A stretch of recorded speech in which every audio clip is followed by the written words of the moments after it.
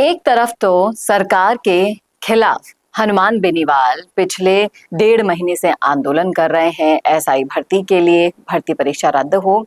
दूसरी तरफ सरकार का अगर रवैया आप देखेंगे तो कहीं ना कहीं कंफ्यूजन की स्थिति हर जगह नजर आएगी।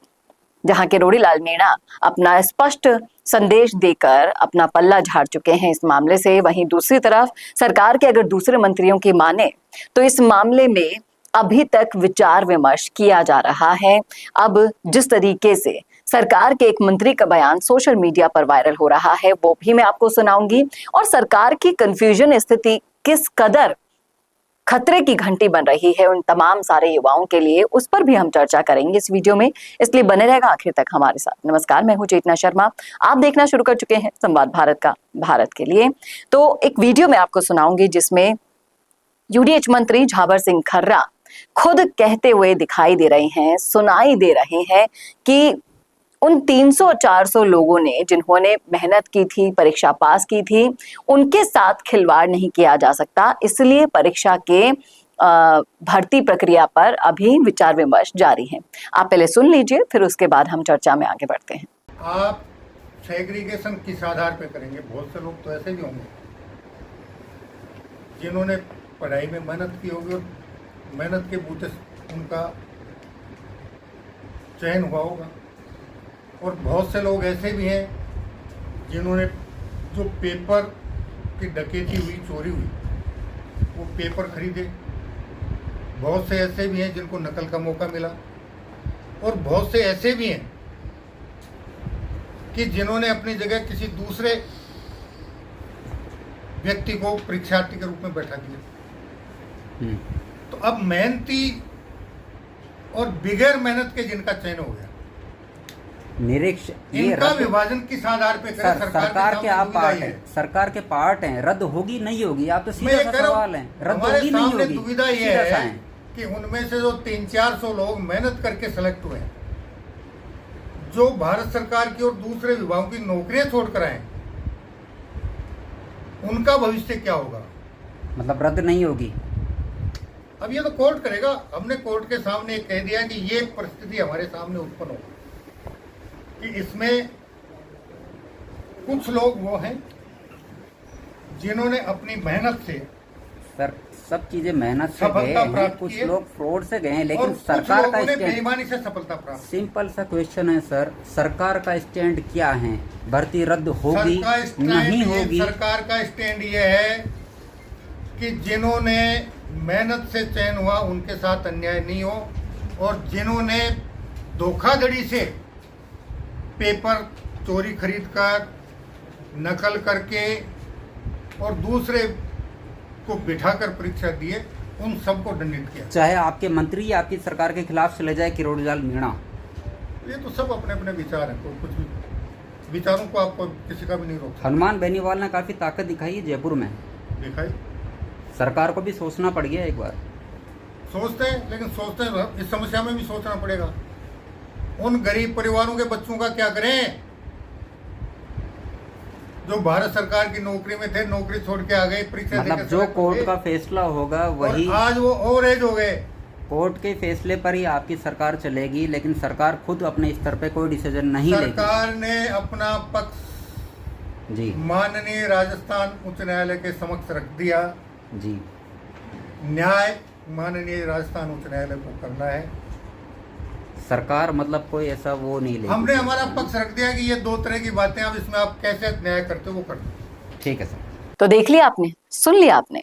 अब जब से ये वीडियो आउट हुआ है सोशल मीडिया पर तरह तरह की चर्चाएं चल रही हैं। कुछ का कहना है कि जब आप बीजेपी अपने लिए प्रचार कर रही थी चुनाव में, तब चीख चीख कर चिल्ला रही थी कि एसआई भर्ती मामले पर सारा का सारा संज्ञान लिया जाएगा, पुलिस, कोर्ट, जज अब सब कुछ खुद ही बनी बैठी है, लाखों युवाओं के साथ धोखा करने का काम माना कि कांग्रेस सरकार ने किया था, लेकिन आपने वादा जरूर किया था कि इस मामले पर संज्ञान लेंगे, तुरंत राहत प्रदान करेंगे।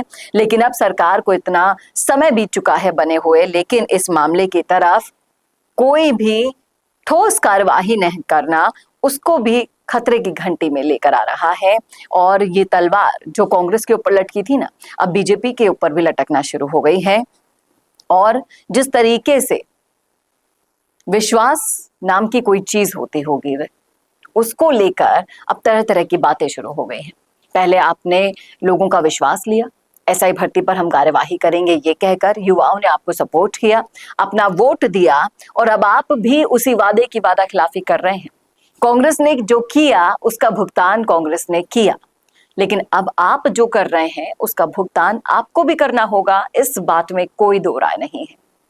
कोई सा भी मंत्री ले लीजिए आप, किरोड़ी लाल मीणा को छोड़ दें, क्योंकि वो मन से तो चाहते हैं कि एसआई भर्ती पर तुरंत फैसला हो, पूरी की पूरी भर्ती प्रक्रिया रद्द हो, लेकिन उनके बस में नहीं है अभी परिस्थितियां। इसलिए अब वो कहते हैं कि मैं मुख्यमंत्री जी से 2-3 बार कह चुका हूं, लगातार हनुमान बेनीवाल के समर्थन के वीडियोस हम कई बार देख चुके हैं, क्योंकि वो खुद ऐसे पहले व्यक्ति थे जिन्होंने इसके खिलाफ सबूत जुटाए भी थे, पेश भी किए थे, और अब सारा का सारा दारोमदार भजनलाल सरकार और उन पर टिका हुआ है।